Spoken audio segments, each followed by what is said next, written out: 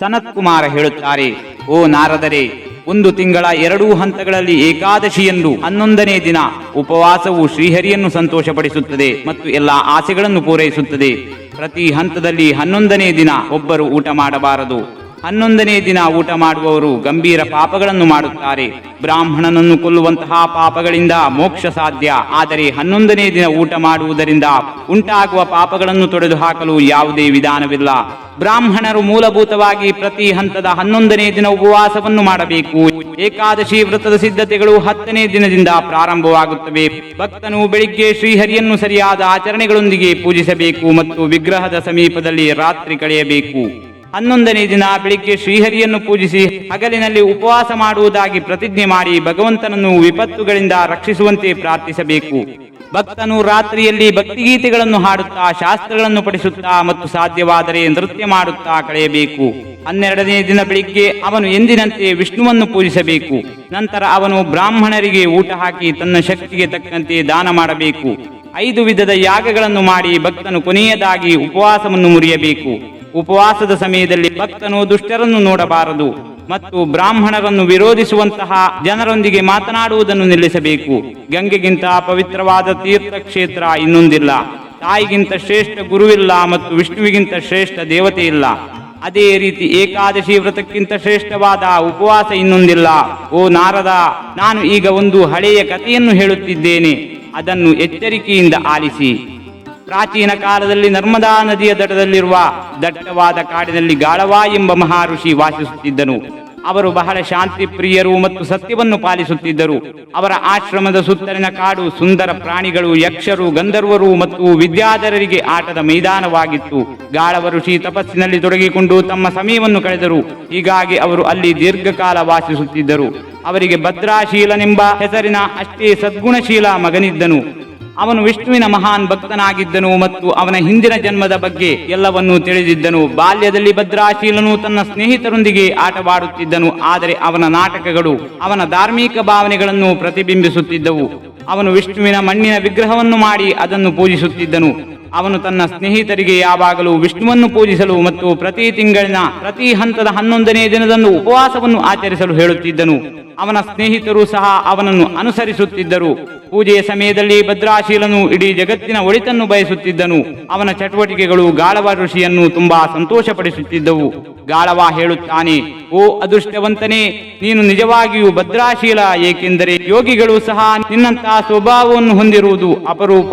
ನೀನು ಯಾವಾಗಲೂ ಹರಿಯ ಪೂಜೆಯಲ್ಲಿ ತೊಡಗಿಸಿಕೊಳ್ಳುತ್ತೀಯಾ, ಎಲ್ಲರ ಪ್ರಯೋಜನ ಪಡೆಯುತ್ತೀಯಾ ಮತ್ತು ಏಕಾದಶಿಯಂದು ಉಪವಾಸವನ್ನು ಮಾಡುತ್ತೀಯಾ.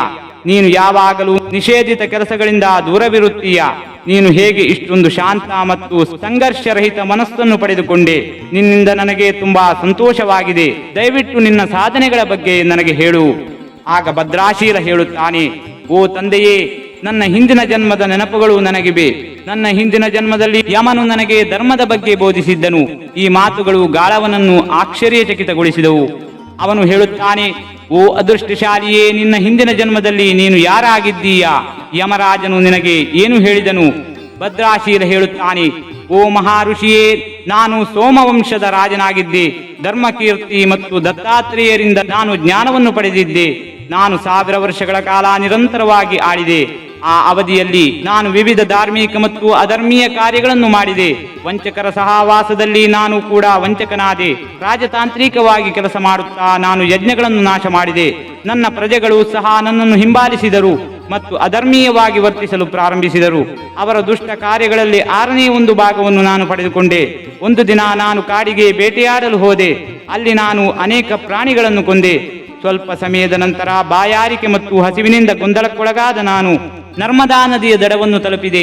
ನಾನು ಏಕಾಂಗಿಯಾಗಿ ಆಳವಾಗಿ ಕಾಡಿನಲ್ಲಿ ದಾರಿ ತಪ್ಪಿದ್ದೆ. ತೀವ್ರವಾದ ಸೂರ್ಯ ನನ್ನ ದೇಹವನ್ನು ಸುಡುತ್ತಿದ್ದನು. ನರ್ಮದಾ ನದಿಯ ದಡದಲ್ಲಿ ಜನರು ಏಕಾದಶಿ ವ್ರತವನ್ನು ಆಚರಿಸುತ್ತಿರುವುದನ್ನು ನೋಡಿದಾಗ ನಾನು ಹಸಿವಿನಿಂದ ಕೆಳಗೆ ಬೀಳುವ ಹಂತದಲ್ಲಿದ್ದೆ. ನಾನು ಅವರೊಂದಿಗೆ ಸೇರಿಕೊಂಡು ರಾತ್ರಿ ಇಡೀ ಯಾವುದೇ ಆಹಾರವನ್ನು ಸೇವಿಸದೆ ಎಚ್ಚರವಾಗಿದ್ದೆ.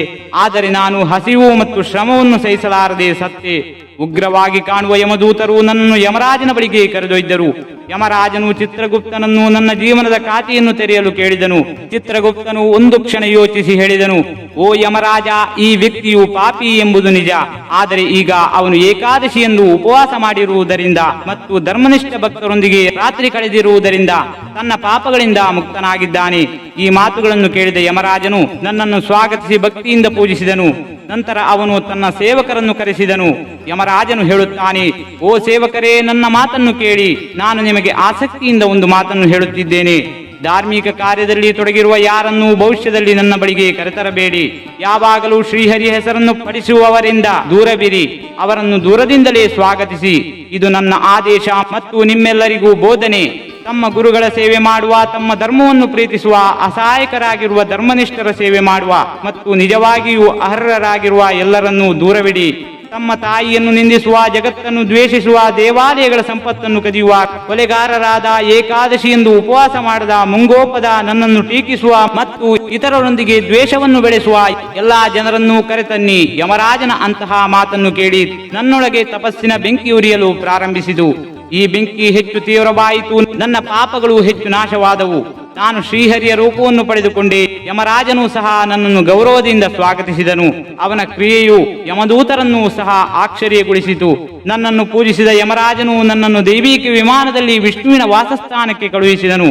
ಓ ತಂದೆಯೇ, ನಾನು ನನ್ನ ಸಮಯವನ್ನು ಸಂತೋಷದಿಂದ ಕಳೆಯುತ್ತಿದ್ದೆ. ಕೋಟಿ ವರ್ಷಗಳು ಹೇಗೆ ಮತ್ತು ಯಾವಾಗ ಕಳೆದವು ಎಂದು ನನಗೆ ತಿಳಿಯಲಿಲ್ಲ. ನಂತರ ನಾನು ಇಂದ್ರಲೋಕಕ್ಕೆ ಬಂದೆ.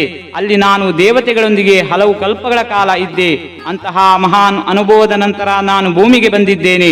ನನ್ನ ಹಿಂದಿನ ಜನ್ಮದ ಜ್ಞಾನವನ್ನು ಹೊಂದಿದ್ದ ನಾನು ಯಾವಾಗಲೂ ಹರಿಯ ಪೂಜೆಯಲ್ಲಿ ತೊಡಗಿದ್ದೆ ಮತ್ತು ಇತರರು ಅದನ್ನು ಅನುಸರಿಸಲು ಪ್ರೇರೇಪಿಸುತ್ತಿದ್ದೆ. ಮೊದಲು ನನಗೆ ಏಕಾದಶಿ ವೃತ್ತದ ಸದ್ಗುಣಗಳು ತಿಳಿದಿರಲಿಲ್ಲ.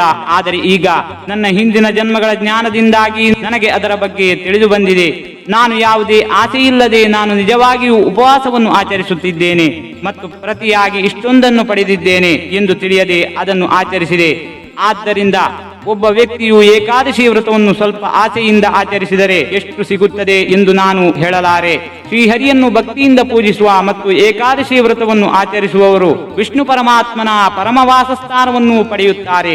ಮಗನ ಮಾತು ಗಾಳವ ಋಷಿಯನ್ನು ಸಂತೋಷಪಡಿಸಿತು. ಅವರು ಹೇಳುತ್ತಾರೆ, ವಿಷ್ಣುವನ್ನು ಪೂಜಿಸುವ ಸಂಪೂರ್ಣ ವಿಧಾನವನ್ನು ನನಗೆ ಹೇಳಿದ ನಿನ್ನಂತಹ ಭಕ್ತ ಮಗನನ್ನು ಪಡೆದ ಕಾರಣ ನನ್ನ ಜನ್ಮ ಯಶಸ್ವಿಯಾಗಿದೆ. ಈ ವಿಡಿಯೋ ನಿಮಗೆ ಇಷ್ಟವಾಗಿದ್ದರೆ ವಿಡಿಯೋಗೆ ಒಂದು ಲೈಕ್ ನೀಡಿ, ನಿಮ್ಮ ಸ್ನೇಹಿತರೊಂದಿಗೆ ಹಂಚಿಕೊಳ್ಳಿ ಹಾಗೂ ನಮ್ಮ ಚಾನೆಲ್ಗೆ ನೀವಿನ್ನೂ ಸಬ್ಸ್ಕ್ರೈಬ್ ಆಗಿಲ್ಲವೆಂದರೆ ಸಬ್ಸ್ಕ್ರೈಬ್ ಮಾಡಿಕೊಳ್ಳಿ. ವಿಡಿಯೋ ನೋಡಿದ್ದಕ್ಕೆ ಧನ್ಯವಾದಗಳು.